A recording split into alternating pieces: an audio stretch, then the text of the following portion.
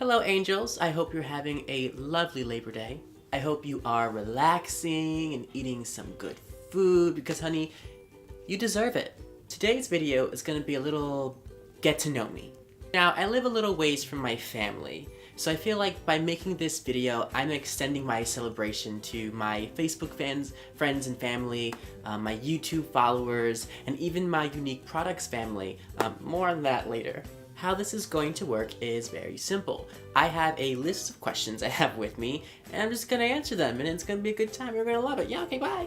Now, my list isn't super extensive because my following is nowhere near as big as like Manny MUA or Jeffree Star or my favorite, or at least one of my favorites, Online Kind, who I'm gonna see at DragCon. I'm so excited for. And actually, by saying that, I actually answered one of my questions. Am I going to DragCon? Yes, I am. DragCon is going to be this Saturday. I'm going to be there September 8th to September 10th. So if you're in the New York area, want to say hi, just reach out to me, text me, Facebook me, message me on Instagram. I'll take pictures with you.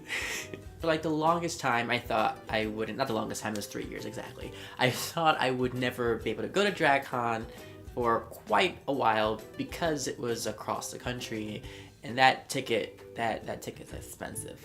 So someday I am absolutely going to visit the West Coast because I want to see what it's all about. I want to see the Hollywood glam and traffic and smog. It's just, you gotta go at least once. I actually got a ticket as a graduation present. I wasn't going to go, I couldn't really afford it all that much, but my partner purchased tickets for me because I graduated with my master's degree and I kind of deserved it, so tickets for me. So I'm super excited. I can't wait to see Alaska, I can't wait to see Trixie, RuPaul. I'm really considering vlogging my whole experience, or at least taking pictures, giving you some Instagram live updates, because it's gonna be a dream come true, and I want you there with me. So more on that next week. I am going to move on to the next question. This next question wants me to articulate my preferred pronouns, which is awesome. Thank you for asking this. My preferred pronouns are they, them, their. And the reasoning behind it is because it is intentionally disruptive. When you say, hi, my name is Samantha, they, them, their, people automatically are like, even if they don't show it on the outside with that weird face, something goes on inside of them. They're like, oh, this is the thing that those social justice websites are talking about. This is that kind of person. So I don't necessarily align with any pronouns. I don't really care all that much what you call me, as long as you don't call me no it. But because I want people to experience that, experience having to conform to they, them, their with someone who is going to treat them kindly and with respect and won't condemn them for making a mistake. That is solely the reason why I choose to be called they, them, their. The next question comes from one of my good friends, and she asks where my name came from, like where its origins come from. And I like this question, but it's a little bit difficult to pinpoint when Samantha Satan was solidified. My undergraduate career, I wrote this little play. It was a very short play, and nothing ever became of it other than receiving a grade for having done a written piece. This character, who was this a little bit of an older woman, but she was very gaudy, makeup like like I kind of have right now, big hair. She intentionally tried to have her, big hair, nice big bold lip. My lip isn't too bold right now, but this was that character, and I had her in that original piece, and then she came up again in a later piece, and in that later piece she was a trans woman trying to make a living, and she winds up being a stripper in New York City. Now, not the most glamorous storyline for Samantha Satan, but that play, that new play, was called The 1010 Twins with Samantha Satan and Zoe Dahl 10. One of Samantha's sayings was, when people would ask what her name is, they'd say Samantha Satan. They go, Satan? What do you mean a Satan? And she goes, well, honey, when I walk across the stage, they say 10, 10, 10s across the board, darling. And it was cheesy and cute, and I kept it, and I liked it. From there, I went and I performed in a really cheap fake pageant at my school.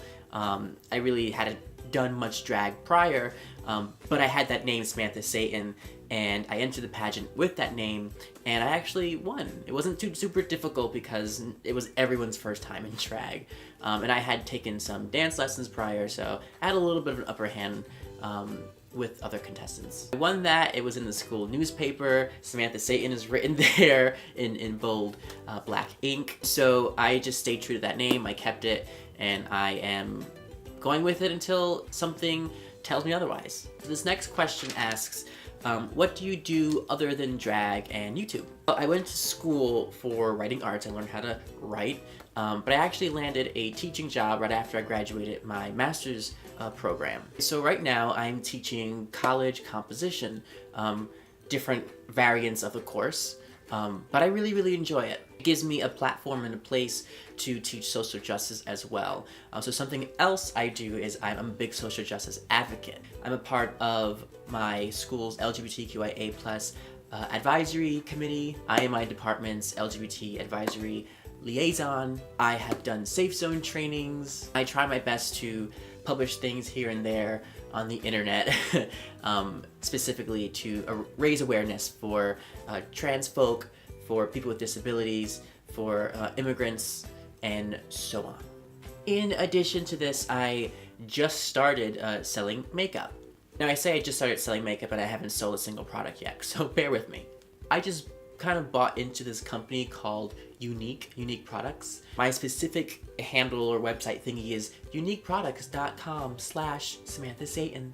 At this area you can view some makeups and enjoy looking at things and eventually purchase something, and I get a cut of whatever it is that was purchased. And the company gets a cut of that. What they do with hopefully a significant amount of that money is they find ways to support victims of sexual abuse. Even in something like promoting a company that sells makeup or selling makeup on the side, I'm still trying my best to be an advocate. I will be creating more videos on my unique journey. I'm going to talk to you about the people I meet, about how the company runs, about whether or not it's worth it, about whether or not the products are good or healthy.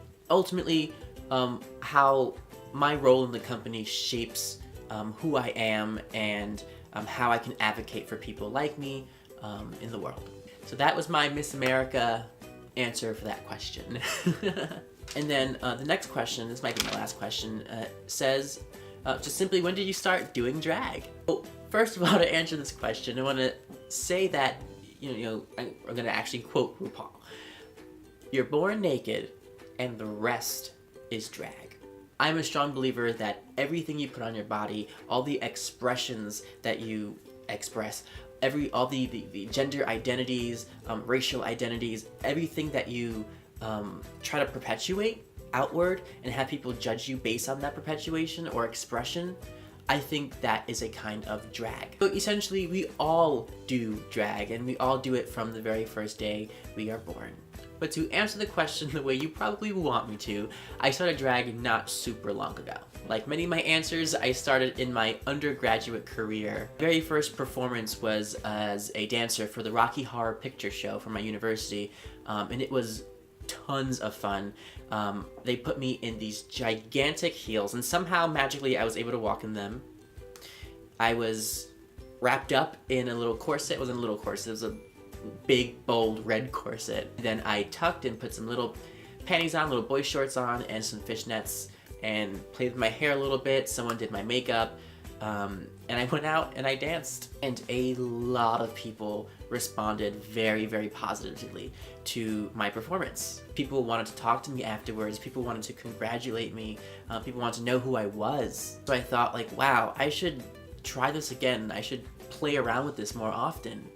So fast forward a couple months or years, I don't know what it was, I bought myself a wig, a very small amount of makeup, an outfit. I went out to a little party. It was probably a little bit before Halloween, and I dressed up and I went to a party and with a bunch of friends, and people were like, who is this person? It was really cool. I basically like re-met people, and they realized like, oh my god, that's you? crazy. You look amazing. And looking back, I probably didn't look all that great. But again, I had just the most amazing time. And I was exploring this femininity that I kind of was prior, but not to that extent, and I really enjoyed myself. So I started thinking about gender, and eventually I started calling myself non-conforming or non-binary. Just recently I started using they, them, their. But I would say it was that moment when I kind of first started drag, and I wouldn't necessarily say I was performing this big, wild, elaborate drag character. More so, I was just trying to be pretty and trying maybe to even pass. And so from there on, I felt like I was playing a role of a trans woman as opposed to a drag queen. However, I continued to call myself a drag queen because I felt like that was more accurate, because I don't think, and I still don't think, I'm necessarily a trans woman. From that party, I entered the competition, I won the competition, and I started going out into Philadelphia's gay nightclubs once I turned 21, and I just enjoyed myself. I had fun. And last week, I performed for my very first time in the Philadelphia scene, and I danced to a little Beyonce, and I got my life, and I got, tips from the audience. I made $25 on just one lip sync, so that was a lot of fun. It was entertaining. Yeah, I enjoyed myself, and I want to do it again and again and again. That's me, and I think this video is getting to be long enough. Please feel free to send me more questions on any of my social media, whether it be in the comment section below. If this is on Facebook, go ahead and comment right on the post. Check out my Instagram at Samantha Satan. That's a lot of fun. I have a bunch of pictures of my journey as a drag queen or as a trans individual. And if you want to see more videos such as this, just let me know, alright? Also, thumbs up or like, whatever it is, this video. If it's on YouTube, go ahead and subscribe so you can get some more updates here and there. That's gonna be all for this video. Thank you for listening. I hope you enjoyed yourself. So have yourself a wonderful, splendiferous day. Bye-bye, angels.